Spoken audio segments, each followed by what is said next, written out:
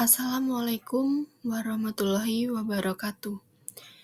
Di sini saya Frederika Gita Virgi Ardani dari kelas 05 SMJE 044 dengan NIM 221010503834 akan mempresentasikan teknologi informasi dalam dunia bisnis untuk memenuhi tugas komunikasi bisnis pertemuan 14. Pengertian teknologi informasi. Teknologi informasi adalah suatu teknologi yang digunakan untuk mengolah data, termasuk memproses, mendapatkan, menyusun, menyimpan, manipulasi data dalam berbagai cara untuk menghasilkan informasi yang berkualitas, yaitu informasi yang relevan, akurat, dan tepat waktu, yang digunakan untuk keperluan pribadi bisnis dan pemerintahan, dan merupakan informasi strategis untuk mengambil keputusan. Teknologi komunikasi merupakan perluasan dari ilmu komunikasi, dengan basis teknologi seperti wireless, internet, faksimile komputer, dan sebagainya. Selanjutnya, teknologi informasi komunikasi dalam bisnis.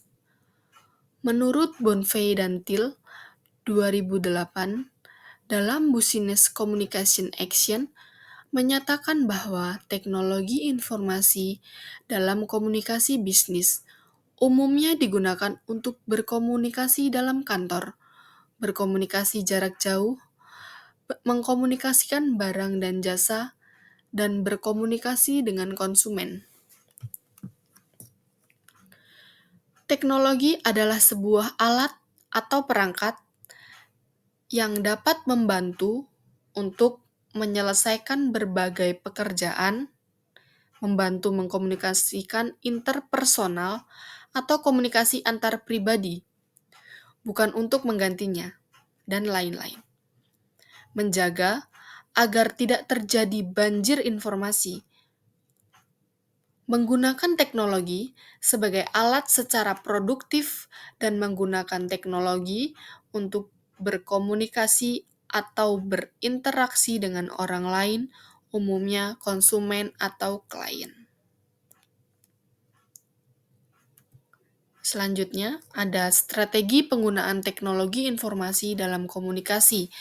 Yang pertama, yaitu strategi biaya, yaitu menjadikan produsen dengan biaya yang rendah, memberikan harga yang lebih murah terhadap pelanggan, menurunkan biaya dari pemasok, atau meningkatkan biaya pesaing untuk tetap bertahan di industri. Yang kedua, strategi diferensiasi, yaitu mengembangkan cara-cara untuk membedakan produk atau jasa yang dihasilkan perusahaan terhadap pesaing, sehingga pelanggan menggunakan produk atau jasa karena adanya manfaat atau fitur-fitur yang unik. Yang ketiga, ada strategi inovasi, yaitu memperkenalkan produk atau jasa yang unik atau membuat perubahan yang radikal dalam proses bisnis yang menyebabkan perubahan yang mendasar dalam pengelolaan bisnis. Yang keempat, ada strategi pertumbuhan, yaitu dengan mengembangkan kapasitas produksi secara signifikan, melakukan ekspansi ke dalam pemasaran global, melakukan diverifikasi produk atau jasa baru, atau mengintegrasikan ke dalam produk atau jasa yang terkait. Selanjutnya, yang kelima, strategi analisis, yaitu membentuk hubungan dan aliansi bisnis yang baru dengan pelanggan, pemasok, pesaing, dan lain-lain. Selanjutnya, manfaat dan pengaruh teknologi informasi komunikasi dalam pengambilan keputusan bisnis. Yang pertama, ada munculnya peluang bisnis baru, yakni e-business. E-business merupakan berbagai hal seperti teknologi jaringan, lowongan pekerjaan, layanan customer, dan lain-lain.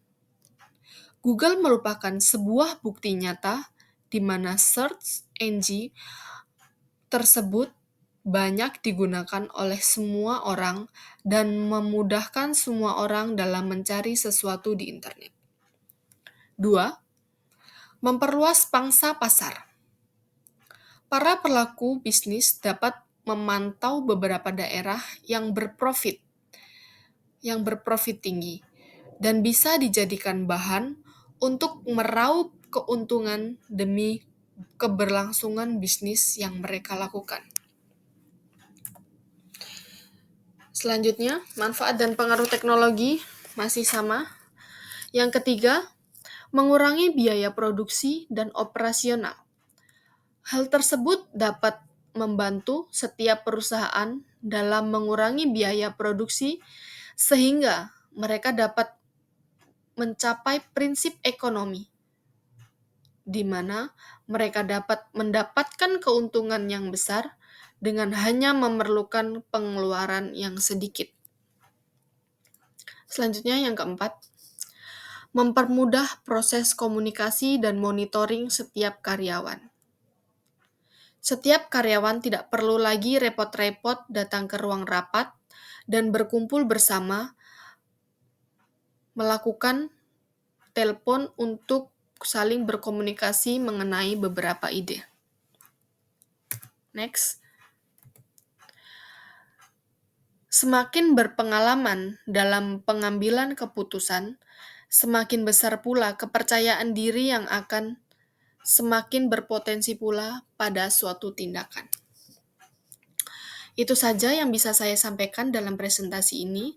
Kurang lebihnya mohon maaf. Terima kasih.